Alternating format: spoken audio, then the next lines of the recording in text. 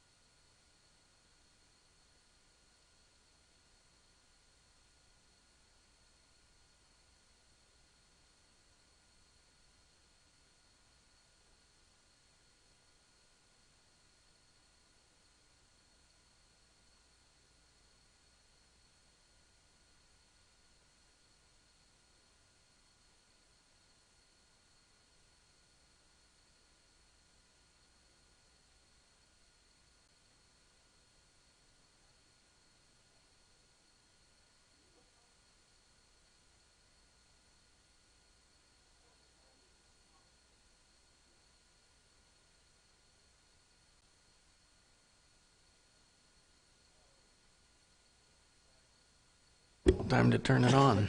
Time is 6:30, and we'll begin tonight with the Pledge of Allegiance.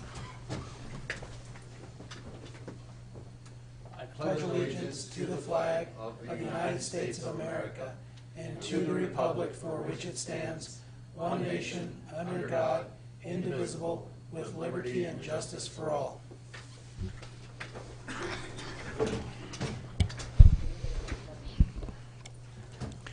We'll call the meeting to order. The Opens Meeting Act is posted on the rear wall next to the agendas. We'll take roll call. McLean.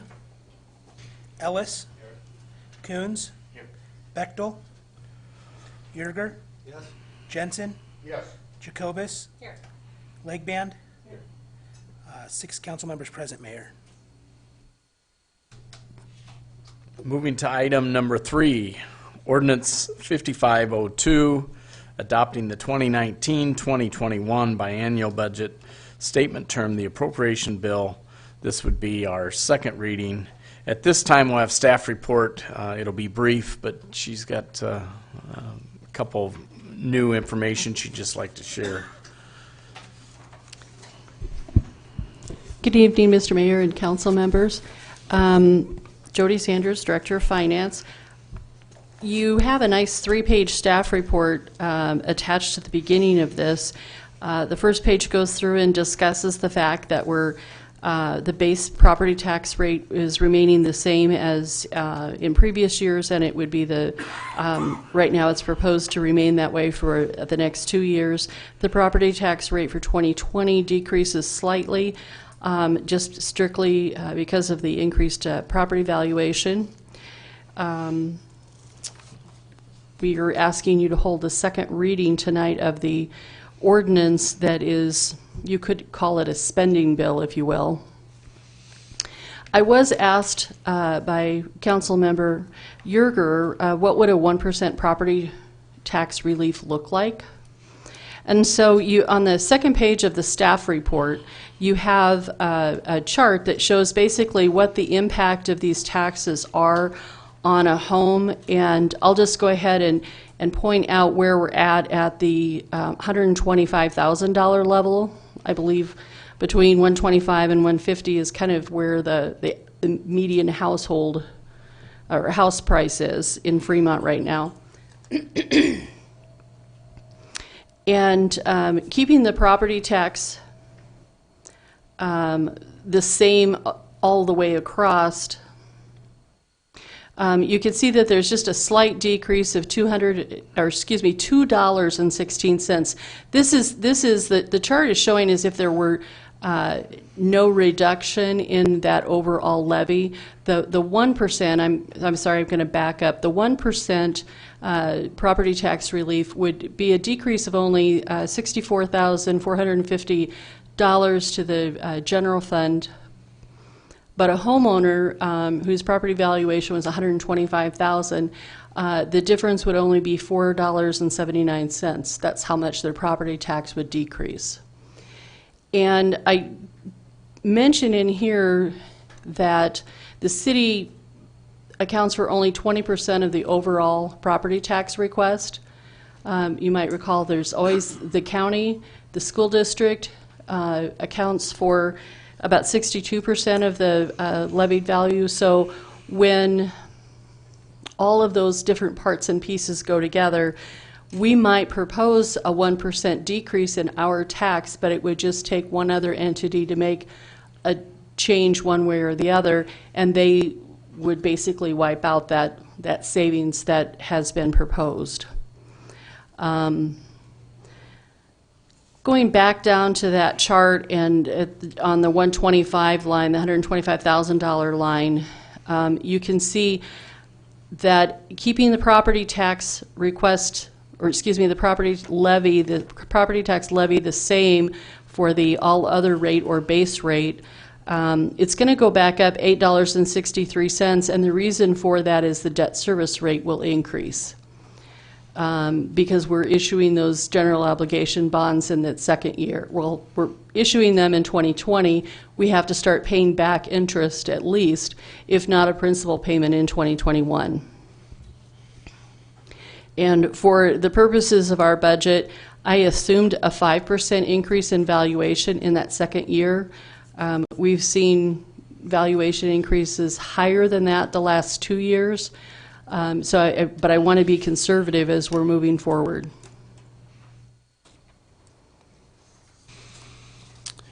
Is there any questions for Jody?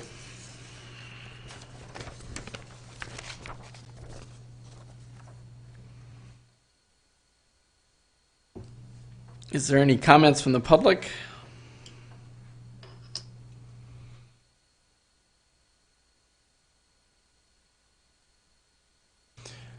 Seeing none, is there comments from the council?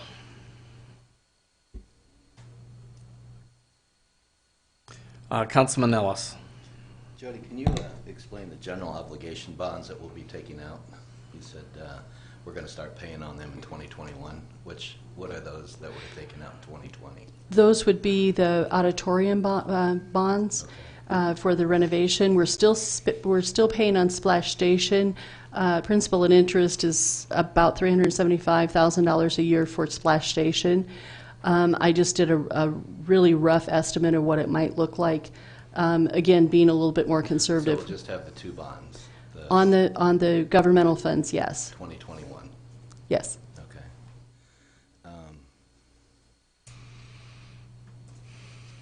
Okay. I finally had some time to study this. I just have a couple of basic questions, and I know these should have been answered or brought to your attention. Transfer from utilities. We as a city have our own power, so we get that luxury of having that. Does other cities get that, or like Norfolk doesn't have a power plant, and so are we kind of at an advantage over another city because we get transfer of utility 17% or 14%? Actually, for example, you mentioned Norfolk. Yeah. Norfolk gets something called in lieu of tax, Okay. and it's something that's paid by the public power district in your area. OPPD actually does in lieu of tax payments to the communities that they serve as well. Okay. So it's kind of the same thing, but our utilities pays it strictly to the city as opposed to all the other taxing authorities that might otherwise. Is it as large? I mean, we're seeing 17% transfer, 15% transfer. Is that? Would you have any idea how big those other payments are to other cities? Sure. Grand Island and Hastings often check in with us. We check in with them. Their methodology is perhaps different. Ours, just FYI, is 6.25% of revenues that have come in. On the electric fund, we do exclude the grid sales or what's the other word for grid? Just the excess power sales. Yeah, the excess power sales, the wholesale power that we sell, that's subtracted from that, but otherwise it's 6.25% of the revenues. And that was done several years ago, set up as a rate that we can kind of hang our hat on so that the city can plan, and also the utilities when we're going out for bond issues. You know, you've mentioned that we have more than $100 million in outstanding bonds on the utility side. Those bond rating agencies matter, and so when we're able to say, no, the city can't just come and scoop money out, it's been set at 6.25 of revenues, they like that. Okay. That was done between, with Darrow and Dale in around 2013, and the issue is that we would come to this night and still not know what we were going to get from the utilities, and so we were pretty blind, and so we came up with that formula clear back then that was agreeable. It started out at 5%, and we had to see, is 5% enough? Is it going to take care of it or not take care of it? And then it landed on 6.25%, but I think it's still negotiable. But I don't know that we've actually reviewed it or looked at it, but it's still a number that's out there that's reviewable, I guess, put it that way. So has this been a long history of us getting money from utilities? I mean, it's Oh, just yeah. Yeah. Yes. Okay. And we look at it every year. There's always, like Jody said, there's always comparisons done with every city just to find out how much gets transferred from utilities back to cities. Okay. One last question. We're going to be voting the second reading, and there's a lot of stuff in here that is on the improvement list that we're going to be spending reserve funds on. Just because we're voting on it tonight to pass this budget doesn't necessarily mean those things are a given. It simply means we have budgeted for the money, but there'll be other votes down the road for those items. Is that correct or not? Only the final reading on the 10th of September would be, I guess the question is, in my mind, if you approve it through the budget process, short of coming back to council once a contract's being awarded. So it's the green light once we have the third and final reading that this essentially says we're ready to go forward with everything that's in here. Typically, yes. Okay. Thank you. in the time that we say, except like Jody said, there'll be a contract that will come back, we'll award contracts, and that's when it comes back each time. That's a yes and a no. The dollars have been appropriated, Glenn, so they're out there, they're ready to be used. But a perfect example is the airport. You know, back in 2016, if you go back in, I think it's 2016, 2017, we appropriated $1.2 million. We didn't do anything that year. We thought we were going to do something that year, so we had to have the money set aside if we got a plan, and we didn't get a plan that was satisfactory to the Airport Advisory Board and the City Council. So those dollars just, they didn't actually go away, but the can gets kicked down. It just keeps getting kicked down. So dollars were there. They didn't get spent. They didn't get used for the airport. I mean, it isn't like you use them, but they're kind of earmarked for that project. Glenn, could you put Glenn up, please? So, like the 23rd Street Viaduct, did we have funds appropriated for that at one point in time? And nothing's happened, so those funds are still sitting there, or did they kind of get merged in and became part of our surplus? They're sitting in surplus, but it's also been on the capital improvement plan every year. Okay. But once those funds were appropriated, now when we're talking about it, now that's where we're looking at hitting that with reserves. I think there's only a couple of projects this year. The lighting at the Christensen Field and at the Senior Center were the only two that I can think of just right off the top of my head where it would be something new on the list, but let's go tap reserves. Typically, when we say let's use reserves, it's because that project's been around for a while. We appropriated for it. It's a mechanism so that we don't tax for it every single year. That's the last thing in the world that we want. That's why we suggest that reserves be used so it's more budget neutral. So the appropriations of it is what we're voting on, not necessarily like they appropriated 1.2 for the airport, never used it. Now we're going to use reserves to pay for that. The reserves that were set aside for that, yes. Set aside for that. Okay, thank you. Because initially the 1.2 were reserves back then as well. Any other questions or comments? Councilman Yerger. So you provided a lot of backup as a part of this particular agenda item again tonight. Are we going back through any of this in any detail, or it was provided for our information, but we're not planning on walking through any of this in detail again tonight? The plan had not been because it's simply presenting essentially the same information in, for example, the hope was that, let me see what page number that's on.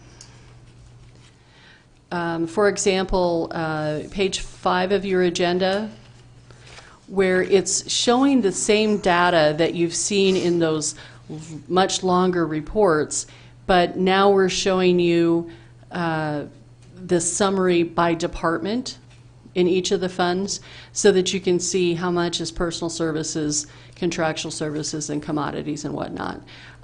Just so that you have a better feel for the details when it's just columns. I mean, I realize this is columns and columns of numbers, but it's a little bit easier to read. We use this report ourselves to look for what I call outliers, things that, well, what's this spike for? Can we account for that spike or that drop?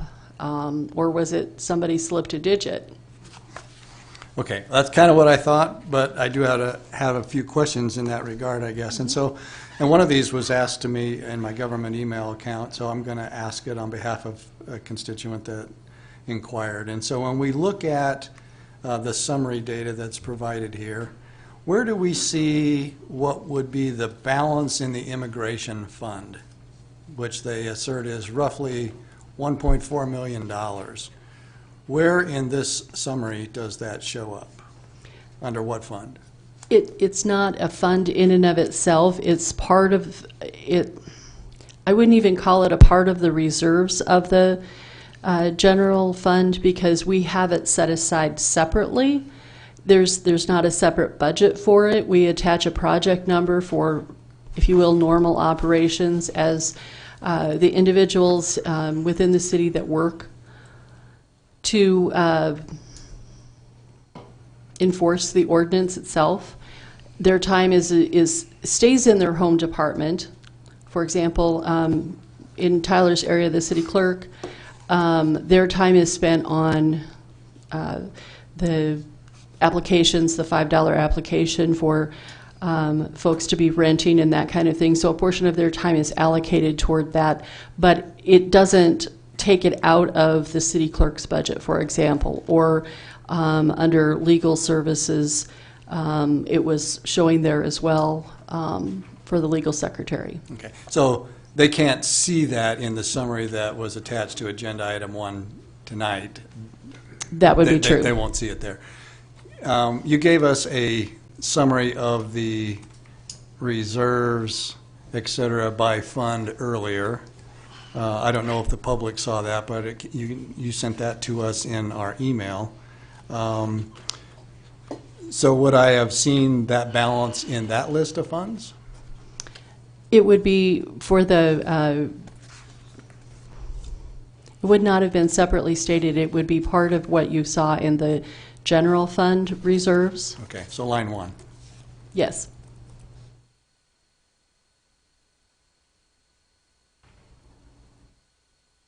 That might help them. I don't know if they saw that data, but at least they would know that it's in there. And $1.4 million is roughly correct, Yes. is that right? Mhm.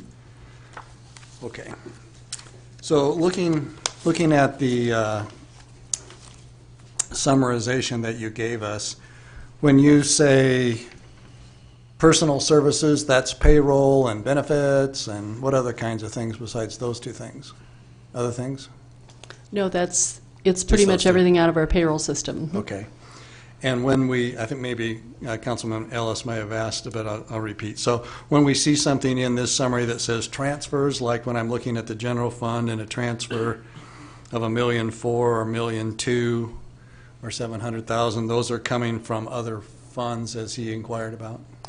Okay, so the page that you're looking at, page 5, those are expenditures, so those are transfers going out. So that's the transfer, the two numbers that you mentioned are the transfers from the general fund over to the airport that we've talked about at the prior meetings. Well, what I was trying to get to, I think, essentially was when we talked very early on in the process about the council's budget in and of itself. Right. We had personal expenses, we had some legal expenses. I think they were primarily for outside counsel for the immigration lawyer. Yes. And there was a $40-some thousand item for LARM. We had LARM, which would be our insurance, Liability insurance. and then the league membership. League League membership, membership, I think, mhm. was the big one. And so our budget didn't include these $1 million or $700,000 transfer items when we looked at it that night. Right, right. And I, to be honest, that's the reason why I put it in that department budget is so that it wouldn't, for lack of a better way to say it, get lost, so that it would be called to your attention. This is anticipated in this budget, the capital improvement plan. Without those funds, the terminal could not be built. Okay. So that particular line here is all airport related. Yes. Okay.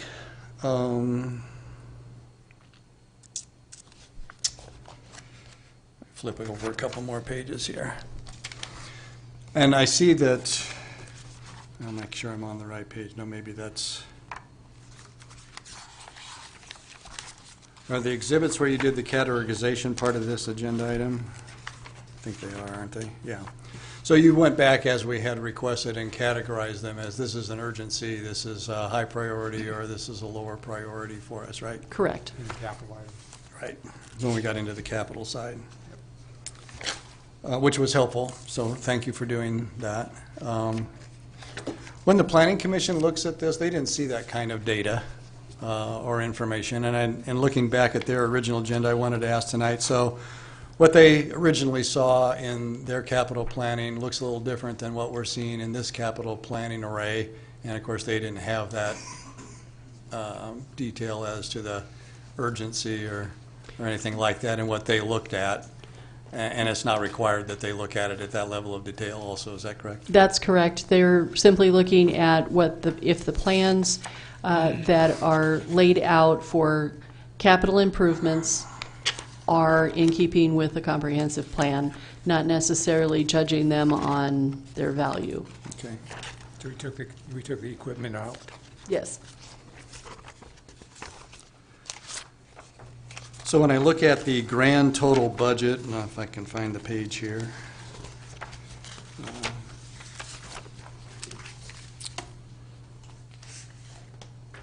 Looked like maybe it was about halfway through the package. Grand total budget.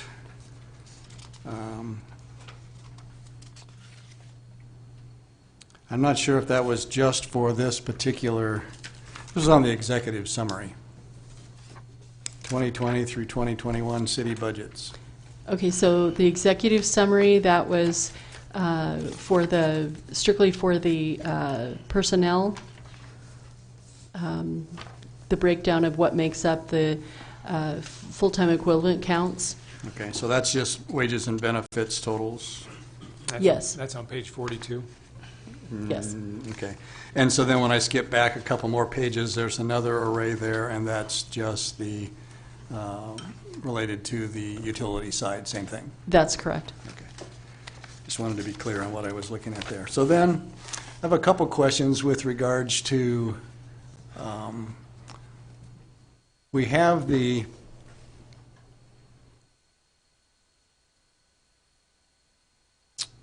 addition of the new law enforcement center in here as an $8 million spend.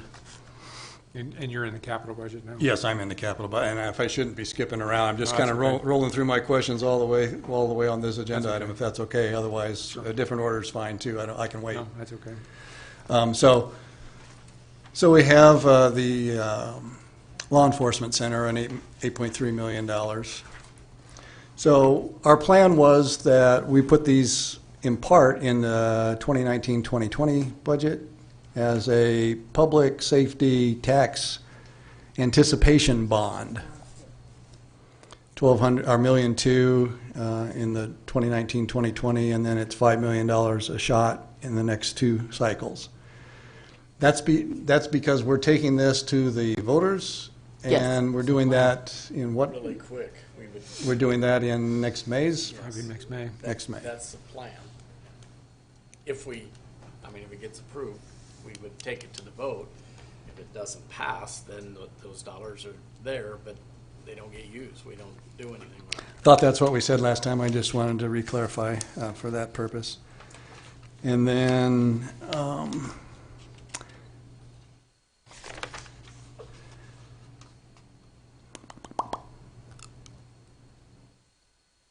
we've already approved, we went to the public on the bonds that are used for the auditorium, and so we see those expenditures already built in throughout here.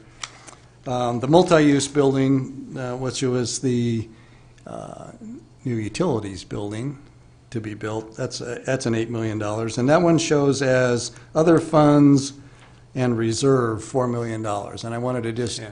tackle back through that one more time. So we're lowering our reserves by $4 million to do this build, plus other funds are coming from, Okay, so the reserves That's- are not general fund reserves. The reserves are street fund reserves. We have about $8 million in street fund reserves right now, and so that's only half of what's in that fund. okay? So that's where that first $4 million is coming from. The other $4 million is coming from the Parks Department 2.3333 million is coming through as a transfer from the Parks Department over to the street fund.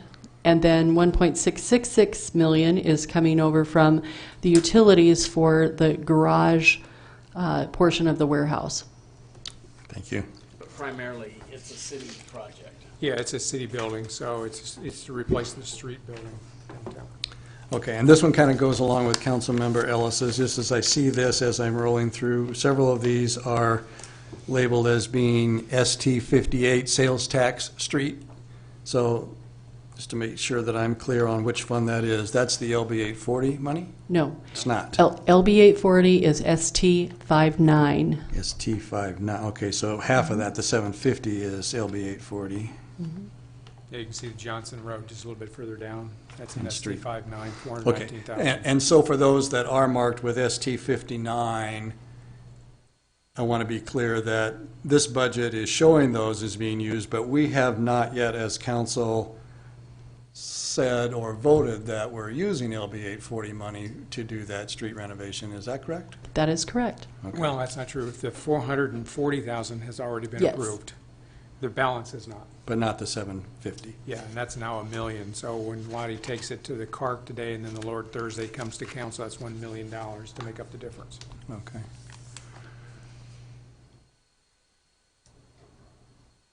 And tell me again, ST58 was which one, which fund? Street funds? It's the sales tax portion related to streets. Street fund sales tax. And then 56 is for infrastructure.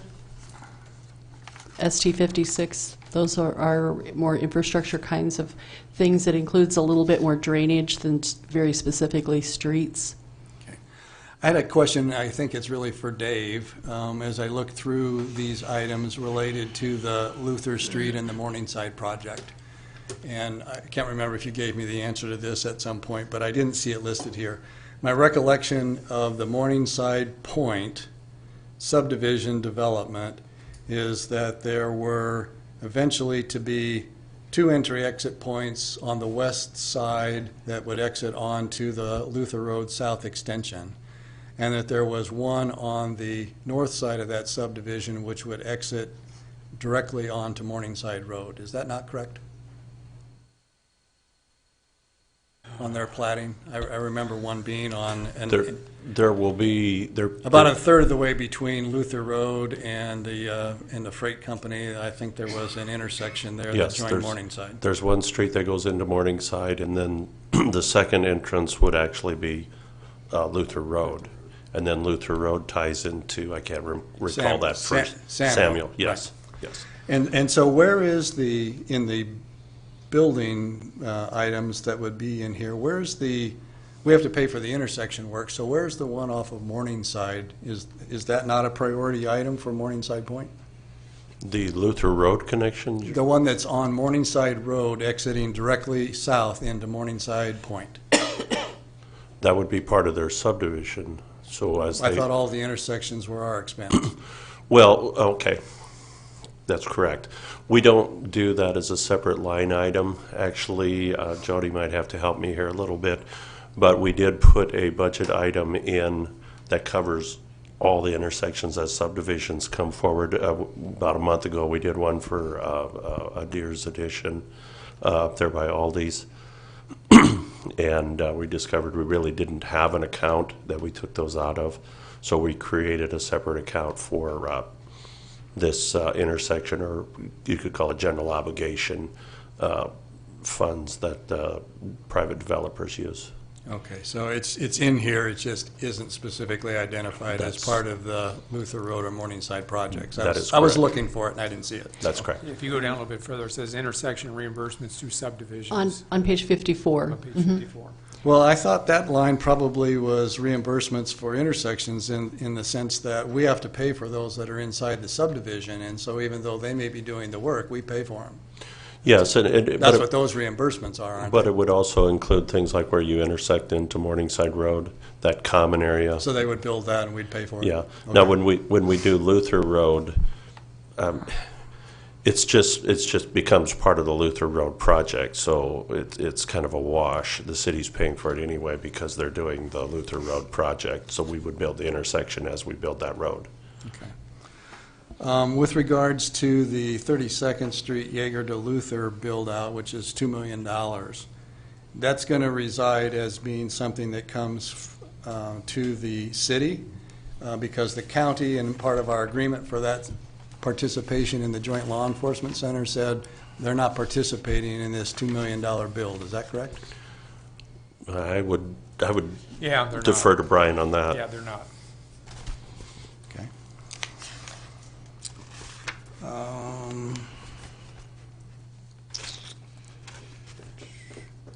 Is there, I might have missed it, so I'm just going to ask, military widening as a result of Sunridge going in and the subdivisions to the south, everybody traveling up Luther to get to the schools. So Luther widening looks like that's in here. Is military widening in here? Military widening, it's tied to a number of permits being taken out in the Sunridge edition. And there again, you got to kind of take that gamble that when it's going to happen. So we're assuming that's beyond the 2-year budget cycle, 1920 and 2021. We're assuming that it'll be 21, 22 or later. Okay. Will Sunridge be participating in that rebuild if we have to widen that street? They did make a financial commitment in their subdivision agreement. Okay, thanks. And Dave, I believe you have that listed on page, it's 55 in the backup here, but there's separate for Military Avenue, Johnson to Highway 275, engineering, and then a separate line for construction. But those are out in 23 and 24. Does that sound right? Yep. Yeah, That's that exactly would. right. Oh, that's the $1 million item? No, I don't think it's. $2 million. $2 million. $2 million. Yeah, 2 million. Okay, thank you. In the coding that you have with regards to, I guess what's up at the top for fund revenues, special reserves, and reserves, could you just enlighten me the difference between the acronyms that are used for each of those references as we look at the report between FR, SR, and reserves? That's the source of funding. I know it's labeled up at the top, but I'm wondering Sure. if you can fill me in a little bit more as to the criteria for each of those. So fund revenues would be considered current revenues within the given year. So it would be what we would be spending of the amount that was taxed or however revenue is generated for that particular activity. Either Okay. from sales tax or from use tax or something, property tax. Thank you. And what was the other one? Then there's one that's SR, special reserves versus regular reserves. Just off the top of my head, I don't recall that we use the SR very often, but it would likely be something like the street funds, for example. The street fund in and of itself is a special revenue account or fund, so that its purpose is pretty strict. Street fund, you better be using street projects, that better be maintenance of streets, that kind of thing. Okay. And reserves, we've kind of talked about, that's the 14 million or whatever that we're spending down. Okay.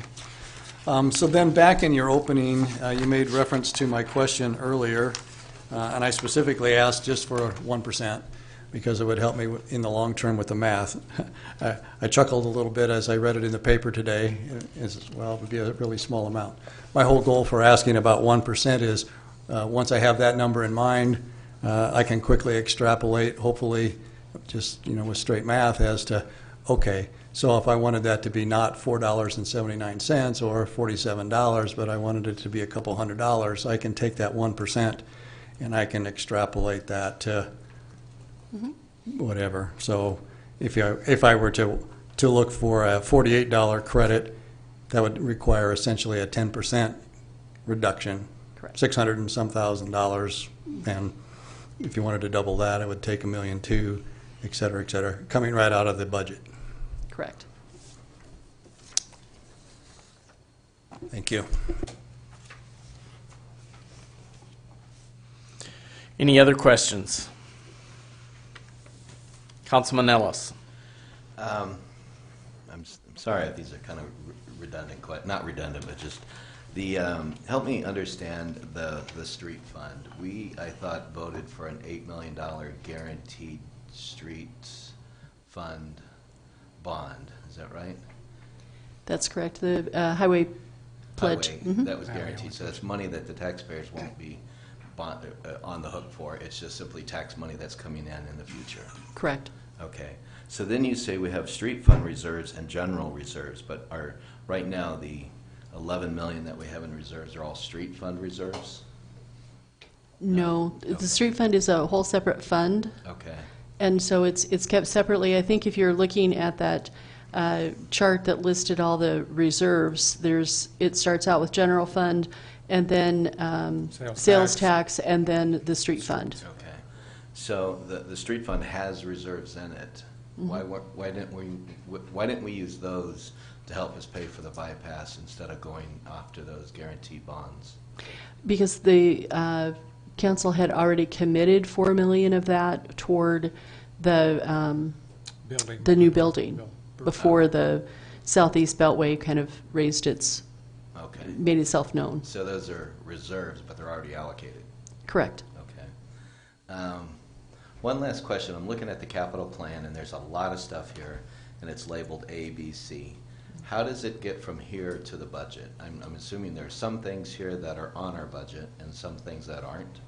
No, they are already included.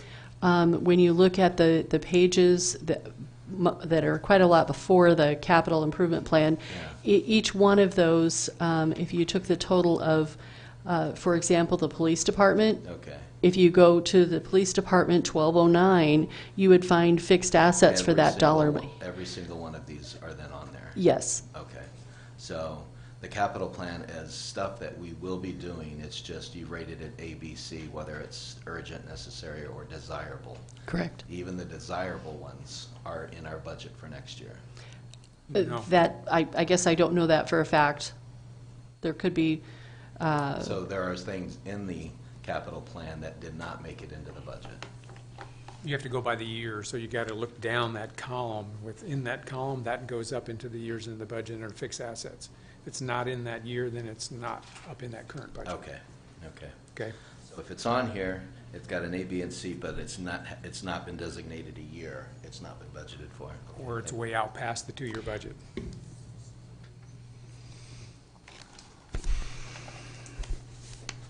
Councilman, I did have one other question that I forgot to ask. Has to do with a project that you've already started down on Cummings.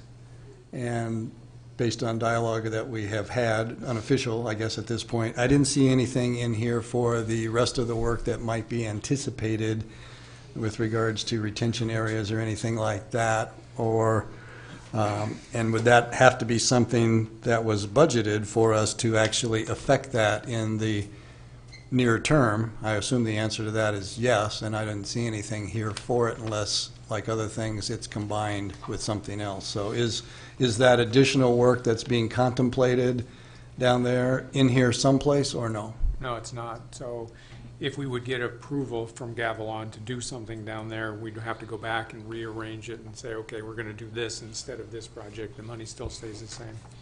But there are two items in the capital plan. There's one called Storm Sewer Master Plan, and then there's another one, Stormwater Ditch Improvements or something like that. Yeah.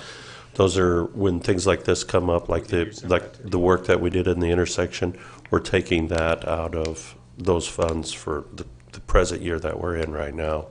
They're kind of as things come up type of fund. Well, I knew we weren't far enough along necessarily with the discussions on that property and the solution, but I just wanted to make sure that we didn't stall out because we hadn't done anything relative to being able to handle it in the budget. So, That's correct. thanks.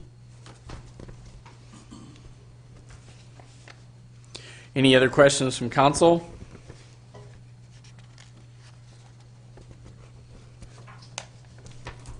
Councilman Yerger.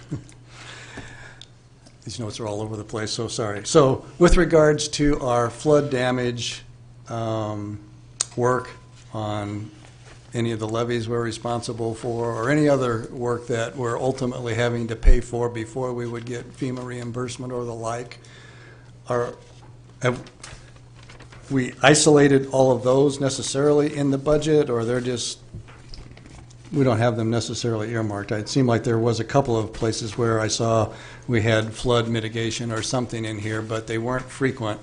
And so I was wondering what the overall cost that we might have that we expect to perhaps not be reimbursed by FEMA, and are those in the near-term budgets, or are those something that are still of concern to us? I don't, There is a specific line on page 55. It's toward the top. It's called levee construction repairs. That's the one I was looking at. Yep, and that's $600,000. The $450,000 is the 75% that's expected back from FEMA.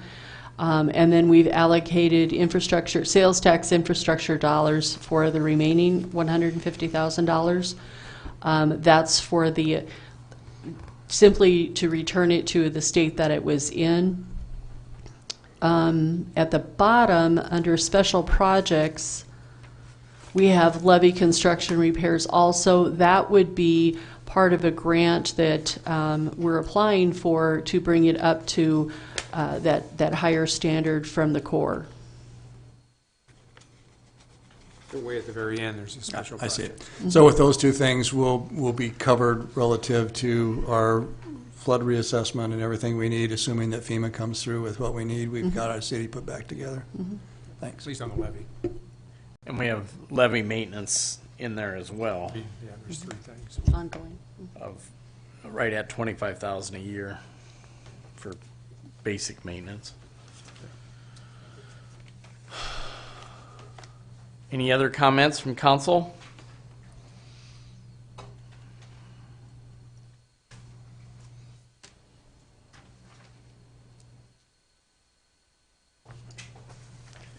Seeing none, I would take a motion to hold second reading of the ordinance.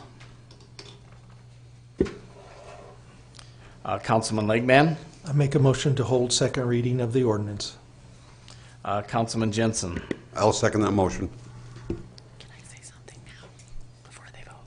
Cast your votes. Excuse me, Mr. Mayor, before they vote, I just really want to double check that concerns have been addressed, because when we come back for the third reading, that's not the time we're able to make a lot of adjustments. That doesn't allow us ample time. So holding second reading would suggest that we're not going to have a lot of moves between now and then, because your meeting is a body tonight. I can't take one council member's suggestion and implement it across the budget because the rest of you haven't voted on it yet. So if there are things that, changes that you're interested in seeing, next week is frankly almost too late. Or if you have any questions, get them to Jody this week before next week, so. Councilman Yerger. So I have another follow-up question to that statement then, I guess, in that regard. So the next two items that we're going to look at are incorporated in the budget, but we haven't yet discussed them. That would be true, but that would be true every year. The amounts that we have for the 2021 budget for personal services encompass proposals that the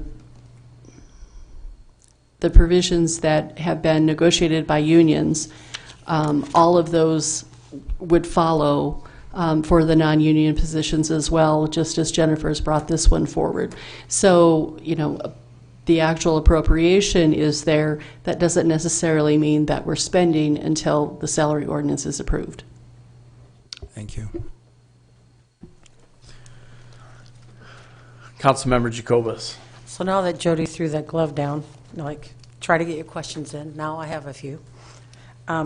So We've got a motion. we got a motion I and know, a second. on the table, so can- what do we do with it? Well, Probably need to withdraw our You want to weekend didn't- withdraw? from motion. So we can continue discussion. Need Jensen to withdraw and then Lake Band to withdraw. Both of them, we had a motion in a second. Right. Lake Band's got to withdraw first, Okay, And and he just did. okay. then Jensen. I need to withdraw my second. Now, Councilmember Jacobus. Thank you, Mr. Lakeban and Jensen. I was going through for the budgeting on the different funds by department. And my question actually started off when, Jody, you had addressed that we had some budget things that we need to look at in our budget alone. And I know that we've been doing a cost of service, or however you want to term it. For instance, the street department pays their own utilities, each department does, and they take care of their own. So we have the bulk of the alarm on our budget. And we also have 1.49 million that got transferred into our budget. And then in 2019-2020, we're going to transfer another 1.2. Okay, so the situation is much as the mayor explained earlier. The budget is the budget, it's the roadmap. The 1.4 million that was budgeted in 2019 was, a portion of that was for the airport. The airport did not move forward. Those dollars are still there, they're still in the city reserves. And so we're using, that's why in fact we're using reserves, because it had already been priorly committed. Those are committed funds. So it's not another, it's in place of. The 1.49 is now 1.24. Okay. There's a bit of a difference there, and I don't recall why there is the lower amount. I think perhaps we've spent some of it. Engineering, maybe? We split it between the 2 years. Okay. And that would amount to 1.4 million. As far as the other, I see where we've tried to maintain the same employees, but then I look back and I see that some of the employees had actually gotten shared. Would that be a correct term to use, like between the departments? I see like a 0.35. How do you split an employee? It's a Right. shared employee, more or less? Right. And then pretty much everybody that had their request in, there was one unusual one, which I don't recall seeing this in 2017. And that was, there was a request for 10 underneath the library, and then it was taken back to 7. Is that because they're part-time employees? Is there part-time there also for the library? Because I see where it was budgeted for 6 on part-time, they requested 4.5 part-time. So I didn't know how to marry the two between full-time, the request for 10, and then having a request for 4.5 part-time, where in reality they got 7 full-time employees, and they'll now be allowed for 6 part-time. Is that correct? Am I looking at that correct? On your executive summary? I am looking at that. I'm going to refer down. That one was just quite a bit of difference as far as being what was requested for full-time versus what was allowed for. They currently have 7. So the first page of that is for what we would call full-time Okay. positions, and you're right about those that are like 2.34. For example, that position is being shared with several others. But typically, these are whole people, full-time employees, if you will. So they had, they've had 7. They requested to go to 10 full-time employees as part of their ask. They were looking at taking some of their part-time employees and making them full-time employees. And then they had an ask of 4.5 part-time when they were given 6? Well, because those positions that were being asked to move those to full-time, that did not happen. Okay. Because you'd reduce your part-time, your full-time equivalents on part-time if you're taking those hours and moving those folks to a full-time status. Could you explain why there was an ask for 10 versus and then cut down to 7? Was that an unusual ask? Well, it was unusual in the fact that we were all instructed to not ask for more full-time employees. While it's true that these would not be new employees, these would be moving part-time, three-quarter-time individuals, 30 hours, I believe. At least 2 of them, if not 3 of them, were 30-hour employees, moving them to 40 hours a week. So under these part-time seasonal, does that include any temporaries that we have or intern? No, that was one of the requests that was made that was brought forward with this budget. The temporary positions were eliminated in favor of making them half-time employees. Now, going back all the way to the budgets, all the way back to where we're starting to break them down into the different divisions, the general funds for mayor, council, city administration, city clerk, et cetera. I'm going to that first page. It's got the number 1 in the upper right-hand corner. Mm-hmm. And I'm looking at what we have on ours. So I understand now why I have the 1.49 in the airport thing. I get that now, so thank you for the explanation on that and then the carryover. I'm looking at city administration, and under there's 1 person, according to what it says farther back on the executive summary, 1.8. So that city administration, where it comes to personal services, that went from $140,396 to $409 in 2017-18, is now going to $442,000 for that same 1.8 employees. We went from $140,396 on fiscal 16-17, and now it's $442,451. Is there more employees there? Is there some part-times I'm not seeing for 1.8? What you have to take into account when you're looking at the city administration budget is that Brian serves both city administrator and serves as the city administrator for the utilities as well. And so the second line that you see, which says contractual services, you'll notice that that's actually a negative number. Half of Brian's time and a portion of Lottie's time, the grants coordinator position, are attributed to the utility funds for the work that they do. Lottie primarily for the utility and infrastructure board meetings. She does the agendas, keeps the minutes, that kind of thing. And so that negative amount is actually being sent over to the utility funds. That was actually my next question, why there was a deficit on that. Right. And I can appreciate that that's a shared position. We had talked about that earlier, and then you had sent out some verbiage with the last agenda that had shared positions on there. And we had an ask over a year ago about looking at other shared positions, and one of them was for Public Works Director and City Engineer. On there, it didn't seem that it was adequate to do any compensation for a shared position because the expectation is to do the same even though it requires more hours. So I'm going to ask, how is this any different to have a shared position, one versus the other?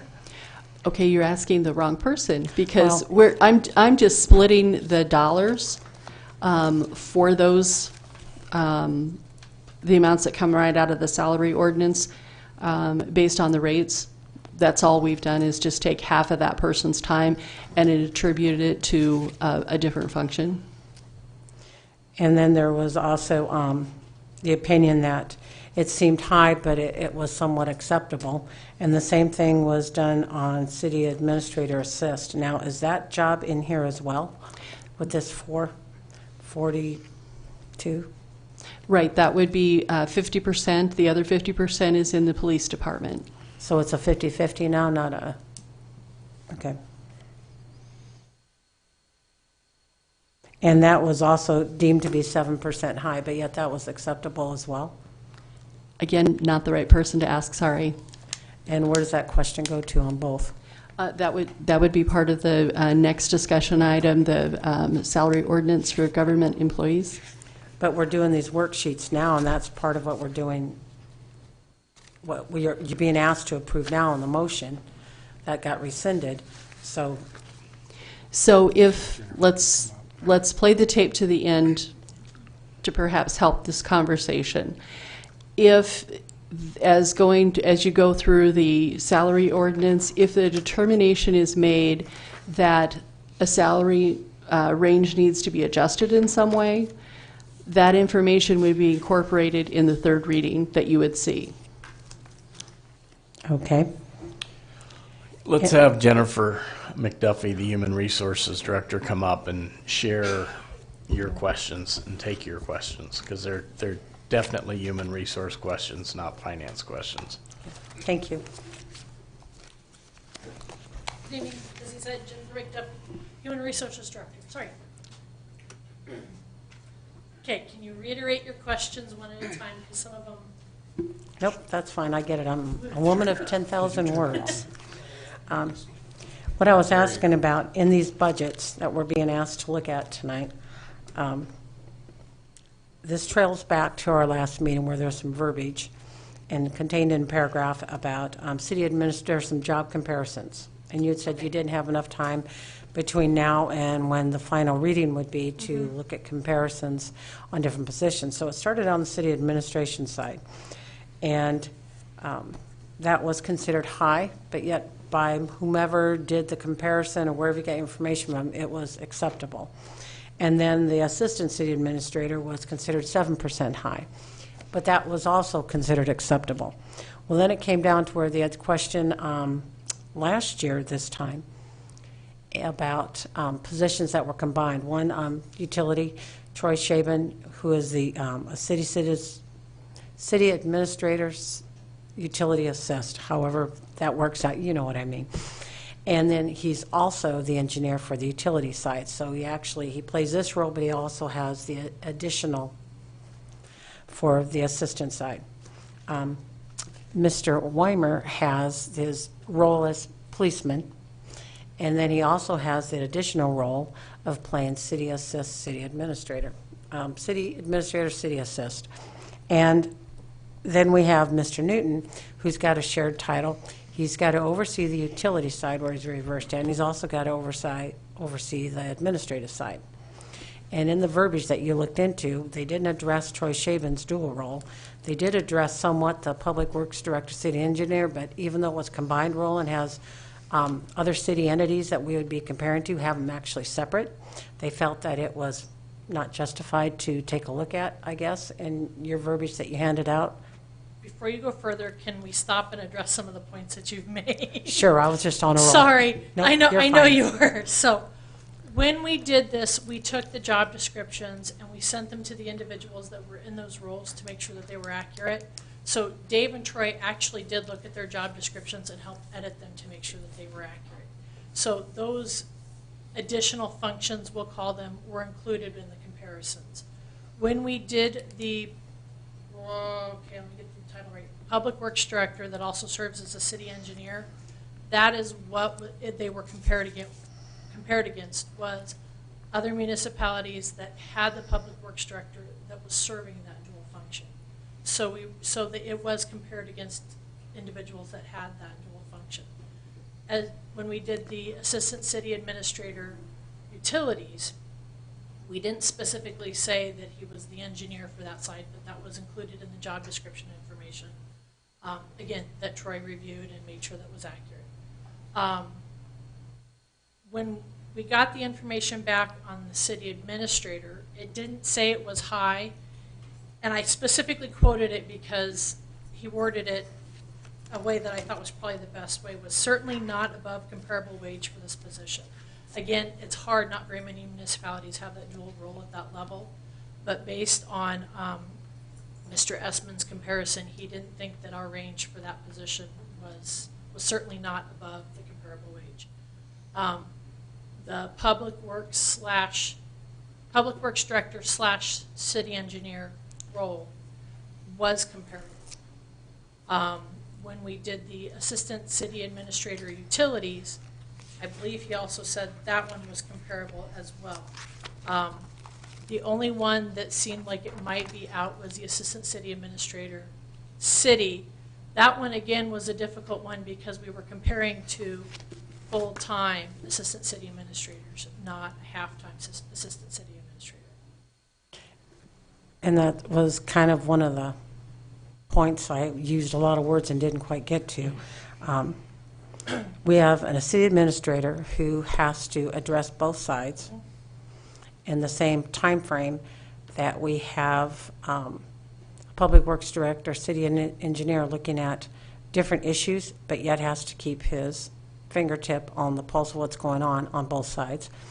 And then we have an engineer who typically oversees all of the wastewater treatment stuff and the things concerning different utility sites, et cetera. Plus, he has the additional responsibility of overseeing the typical management. Nobody's doing anything 100% full-time. They're shared responsibilities, so it is taking longer hours. And I realize Mr. Newton does put more than a full-time position in, as does Mr. Godikin, as does Mr. Shaben. So I'm just asking, why is there a push to have additional income for a combined position in administration on both sides, when, no offense to anybody and not beating anybody up, it's simply that the background and past work experience didn't lend itself to the administration side, and it's a process of learning the position, but being very versed on the utility side. But yet we jumped at the top of the scale, but haven't done so when we have two people who are versed in their positions and have assumed that role, both Mr. Shapen and Mr. Godikin. And I apologize to both of you gentlemen because I haven't had this discussion with them, so I'm not trying to throw anybody underneath the bus. My point I'm very layman making is that if we look at one and say you're doing both sides of the fence fully, then that would be equally well stated for both the Public Works Director job as well as this Utility Assistant Manager job. Okay. I believe I understand the point you're trying to make. Oh, good, because I used a lot of words. Hopefully I followed you. So when we set these ranges, we look at the position, not the individual position. Just got to throw that out. Yep, I would assume so.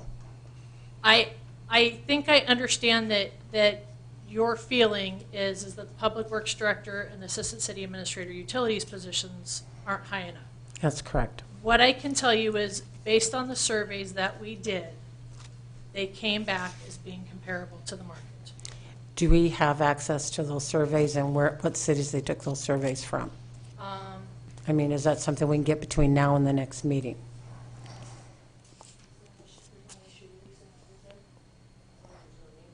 Okay, no, I can get that for you. Okay. Yep, I can get that for you for the next meeting.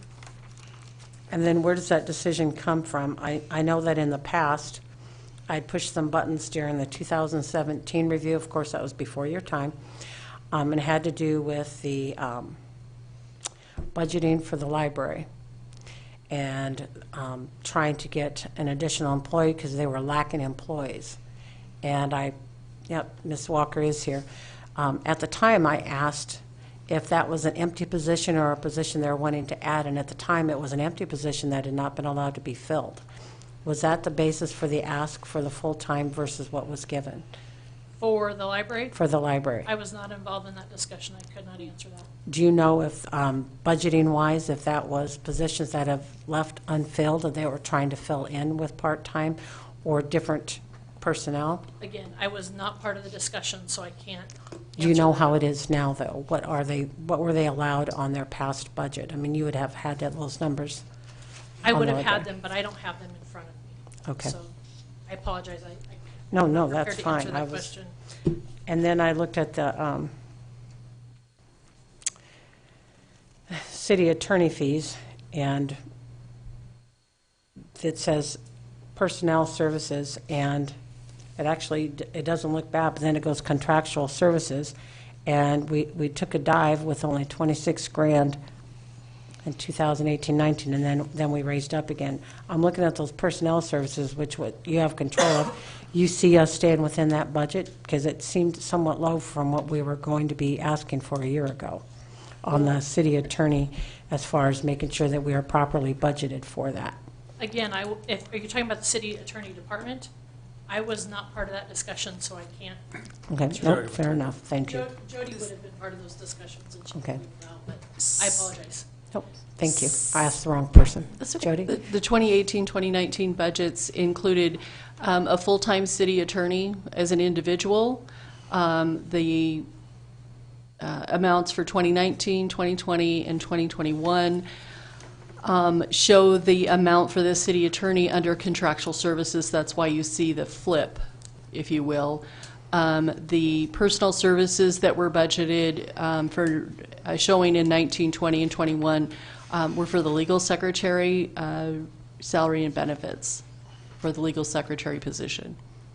Of which we now are, no longer have one, correct? We no longer have a legal secretary right now. That's correct. So that would be something we'd have to eliminate from the budget? We could, if there's the idea that that position would not be refilled. It looks like when we would decided to go from individual of $218,000 in a year, that it's taken a little spike to $346. And that was something we were told wasn't going to happen for the legal, that it would be cost saving to do so. I can interject there. That'd be great. I don't have it in front of me, but I can supply it. But if you go back into the prior years, we spent as much on outside with the legal staff that we had. We were hiring outside counsel more than we were using inside counsel. Okay. And our costs were, well, you can actually see them. I don't know what page that is. Page 6. Share it. Page six. 6. It shows 503,912. Would have been 2017-18 probably. 2016. 2016, 2017. Then it dropped to 372. And it dropped then way down. Way down to 218, and then Well, then the it 218 began to climb back up. But and the 218 was just the budgeted number. Mhm. Does this include when we do different things with real estate and when we were going through some TIF asks? I know some of our legal had spiked when we're going through somewhat back and forth on some legal issues concerning Lincoln Premium Poultry, et cetera. So that would explain the spike in the time frame.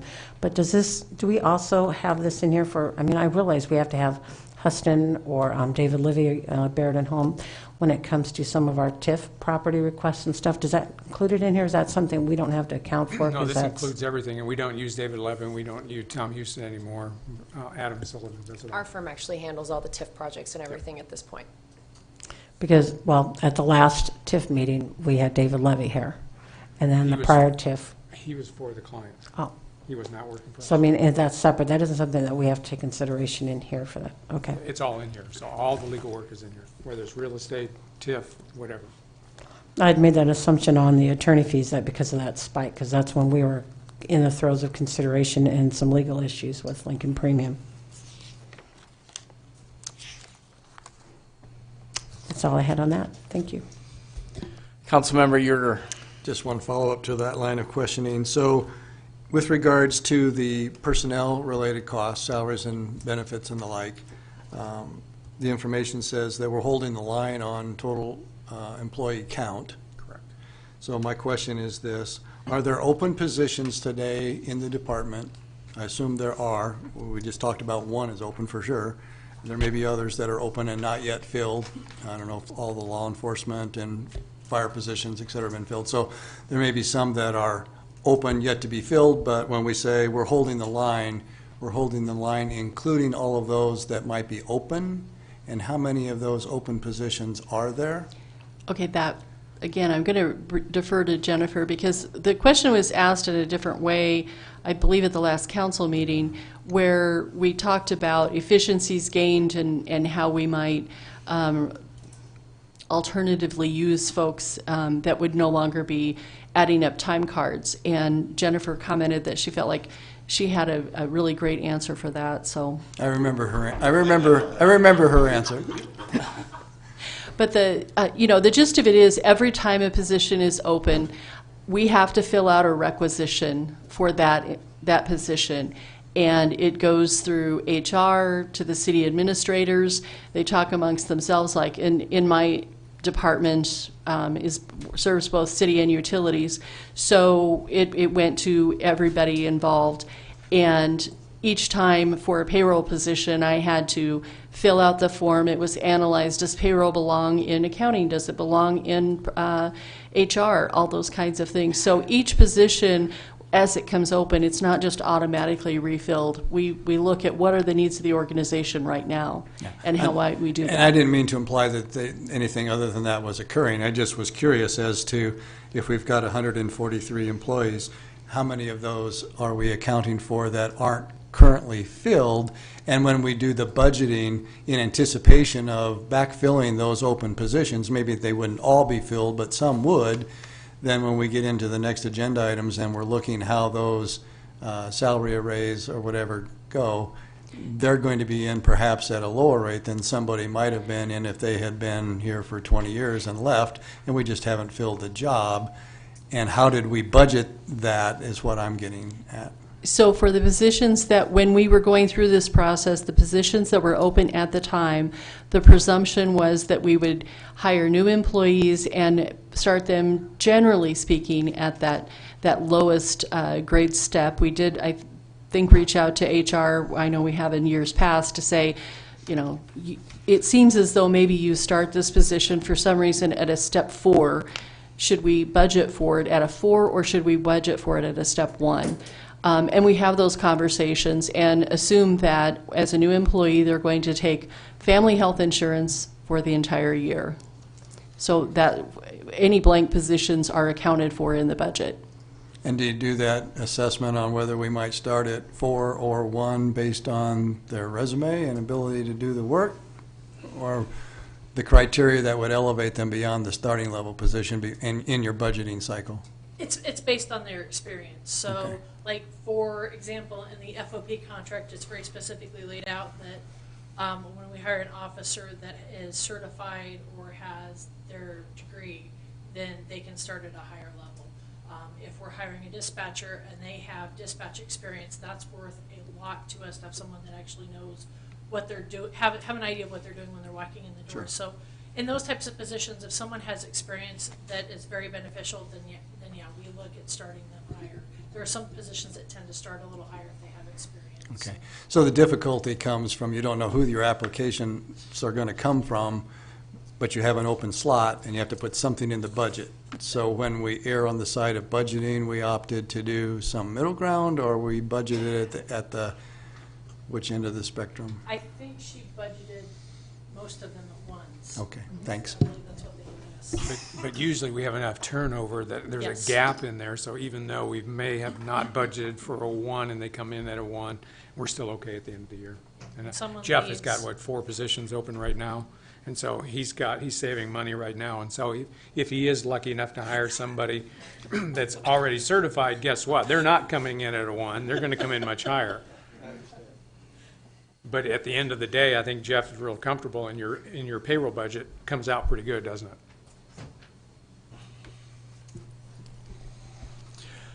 Councilmember Jacobus. I had a question on reserve fire that got added, Jody. We had reserve fire in 2018-19 budgeted, and then it said then it extended over to where we had 0, but now it's at 18,795, and it just seemed odd that we had it and then we didn't have it, and now we have it again. So that your So what column, is that? your column headings, if the first one is for actual 2 years ago, actual last year, and then the third column is the budget. So we budgeted to have folks in those positions, but there is no volunteer fire department right now. And so the 2018-2019 column that you see is our year-end estimate. We're not expecting to expend any funds at all for that purpose through the end of September, but we want to have that available should one kind of get, they have the appropriation available should one be able to come online. And then my other question had to do with emergency management. There was a number on there called fixed assets for $130,000. What is that for? That was for, you would find that on the capital improvement plan, and it was for civil defense sirens, some additional tornado sirens, I believe. Is that right, Todd? Yep. Yeah, we did approve applying for the grant, et cetera, and I didn't know if that's what it had consideration, because it was listed under emergency management, but it was Fire Chief Burnt that had applied for them, so I thought maybe it was a separate entity. Thank you. Councilman Yerger? I promise this is my last question, I think. So you said that getting changes after tonight or at the next meeting would be difficult, and so my question is this. If we had questions with regards to what year the budget item was placed rather than the budget item itself, that is, if it was a 2019, 2020 versus 21, whatever, and we said, well, that would be better placed 1 year out than current. Is that just as much havoc for you as saying, you know what, we want to whack that out, or we want to do X, or we want something else added to the budget? Is that just as onerous for you? Yes. Timing-wise? Yes. All those changes are just equally as bad. Right, because you're moving the total for both of those years, then just even move it within that 2-year time frame. The out years would be different, but the first 2 years, especially in the capital, would be rather onerous for us. Okay, thanks.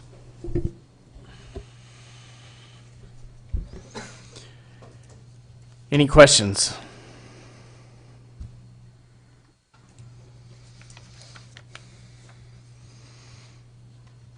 At this time, I would take a motion to hold second reading.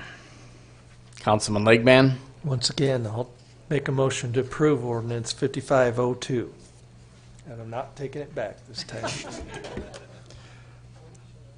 To hold second reading, not to approve. Yes, hold second. Yeah. Councilman Jensen? And I'll make the second. Cast your votes.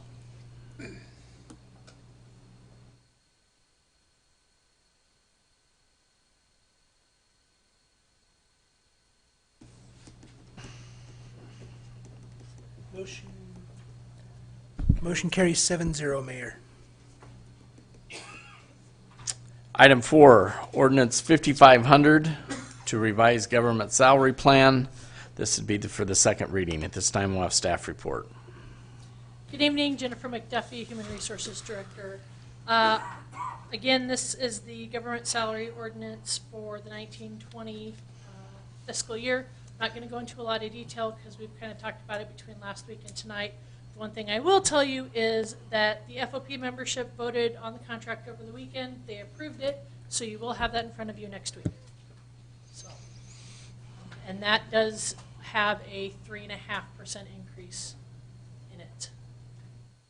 So that will be included on next week's salary ordinance, and then we will also have the contract for your approval. Do we already have that number plugged into the budget? Oh, into the budget, yes. Good.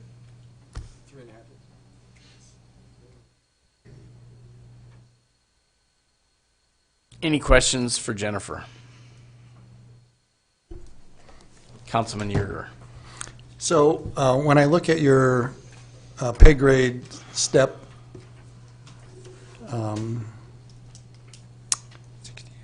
array, I just want to make sure that I understand how this works. So it looks like those are basically 5% steps. Correct.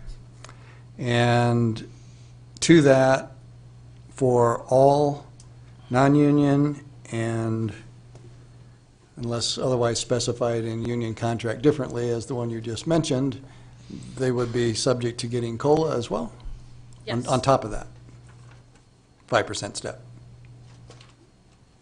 They only get the 5% step, so when they're hired, they start at whatever step, we'll say step 1. And then 6 months after that, they are eligible, assuming their performance is acceptable, they're eligible to move up 1 step. And then for every year after that, then they're again eligible to move up another step until they hit step 8. And once they hit step 8, then they're topped out. So for those that are at step 8, they would, if this ordinance would be to get passed, for example, they would receive the 2.5% increase. If they're in the middle of those steps, they would get the 2.5% increase October 1st, but then they would still be eligible for whatever step increase they have during the year when they hit their eligibility date. And the step increase is performance analysis based? Yes. Not just tenure, it's No, performance based? it's performance. You have to have acceptable performance. Okay. Thanks. You're welcome. Any other questions for Jennifer? Any comments from the public?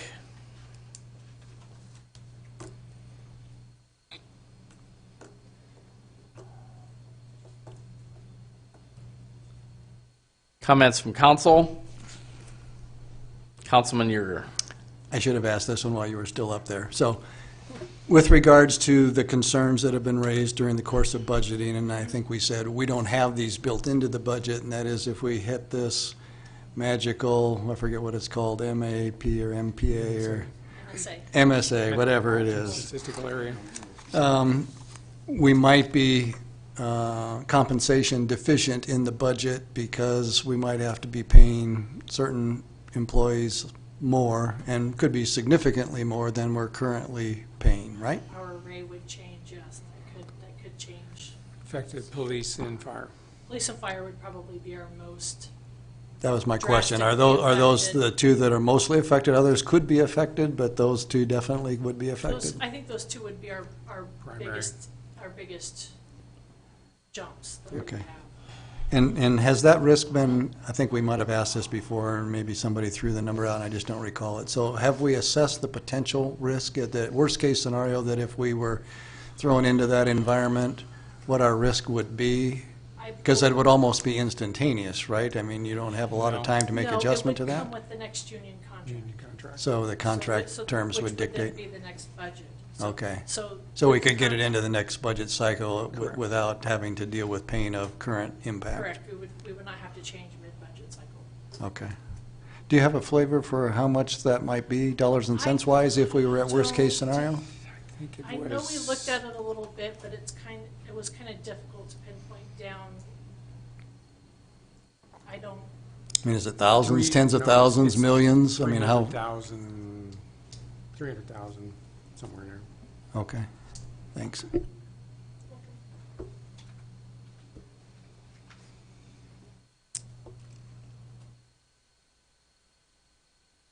Any other comments from council?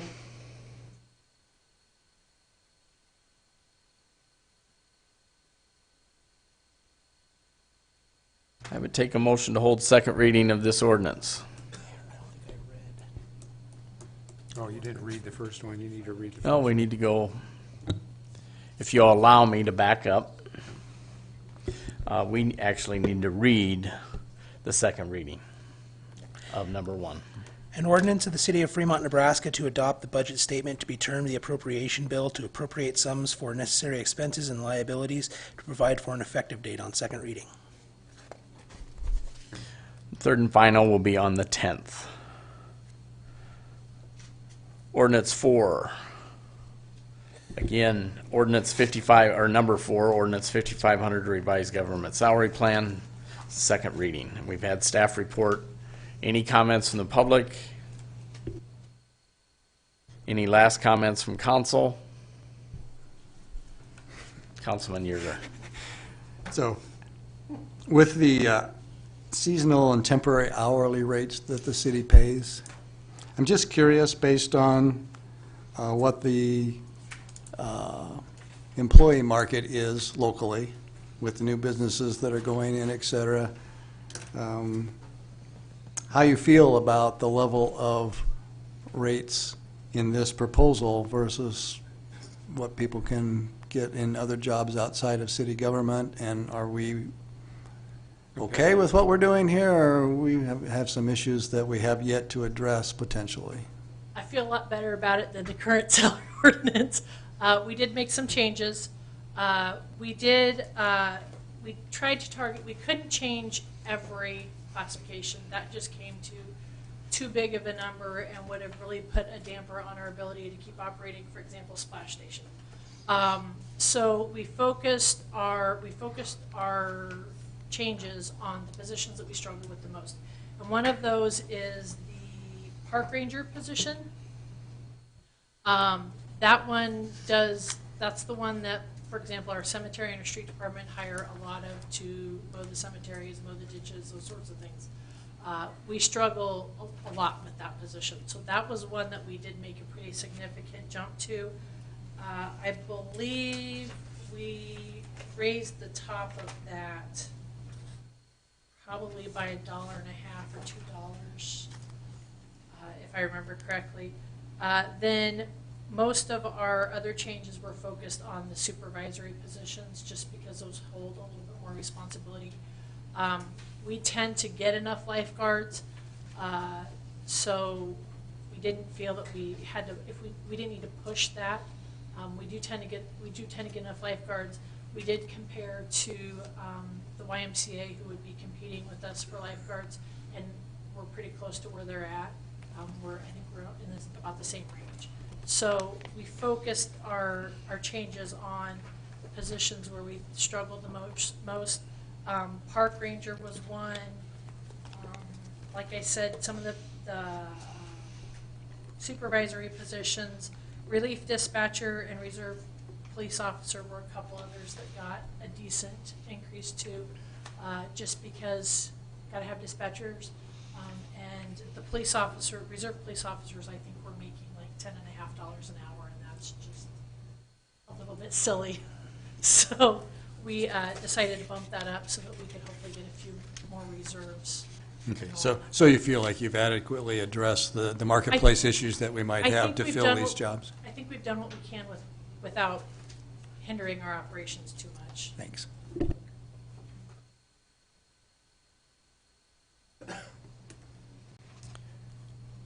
Any other comments from council?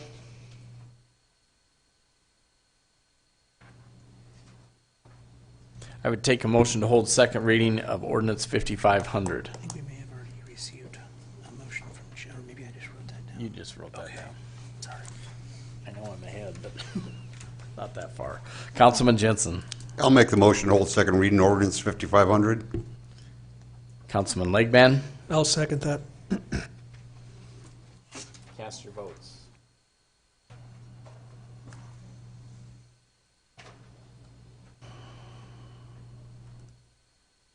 Motion carries 7-0, Mayor. Now we'll have second reading.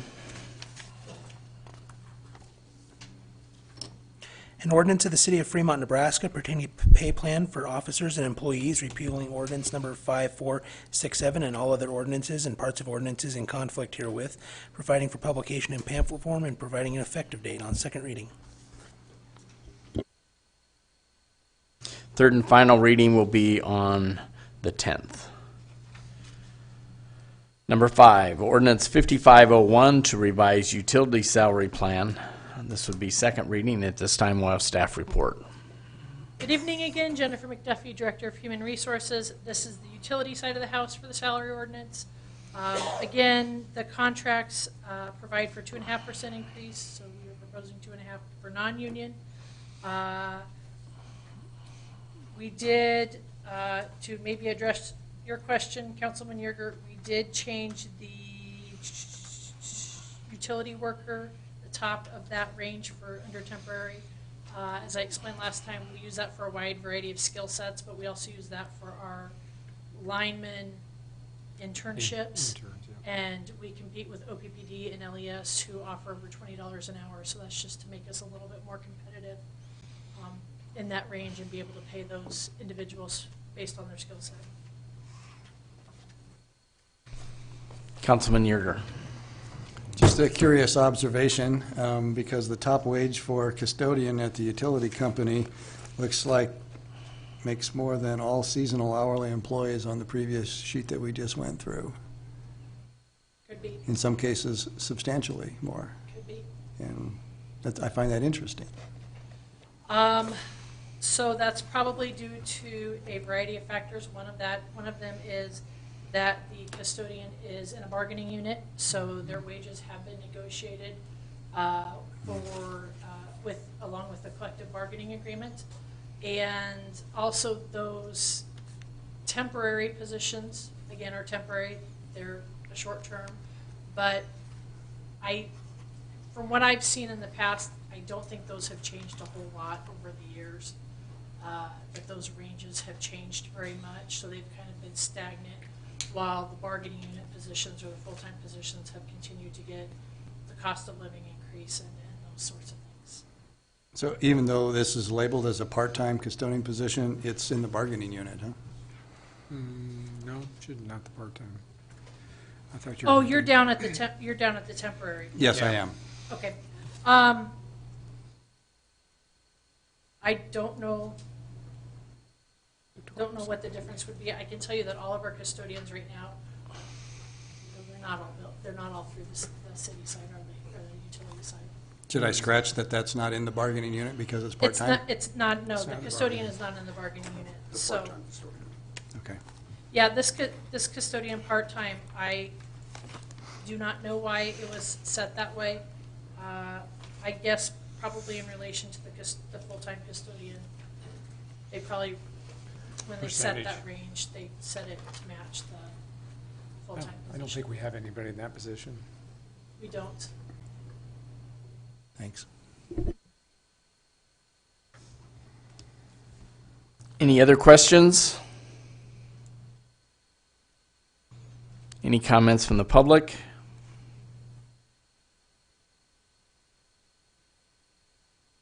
Any comments from council?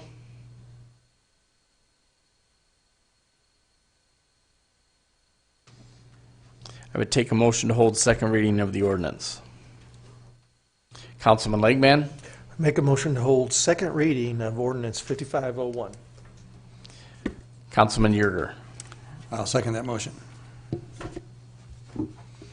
Cast your votes.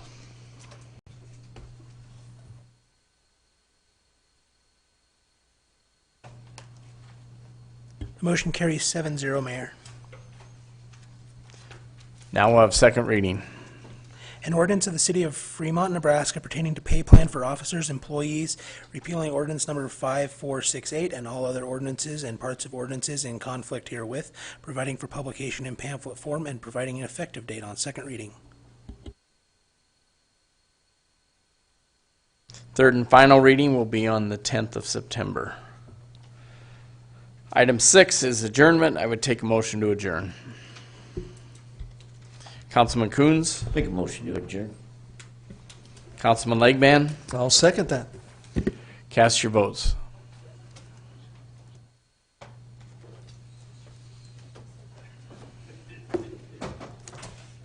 Motion carries 7-0, Mayor.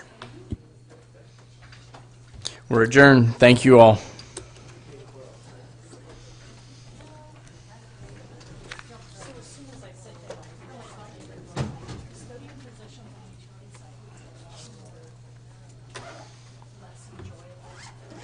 Power plant, warehouse.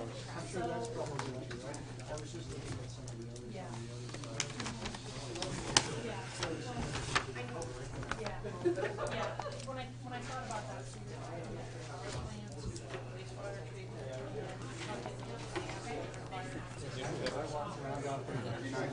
which one, the power plant?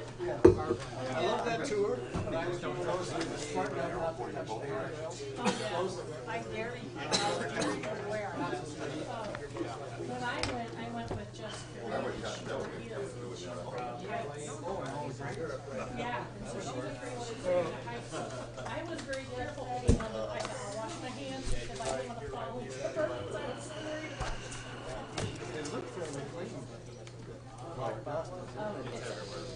It's just like a great. Yeah, after I sat down, that made me another reason.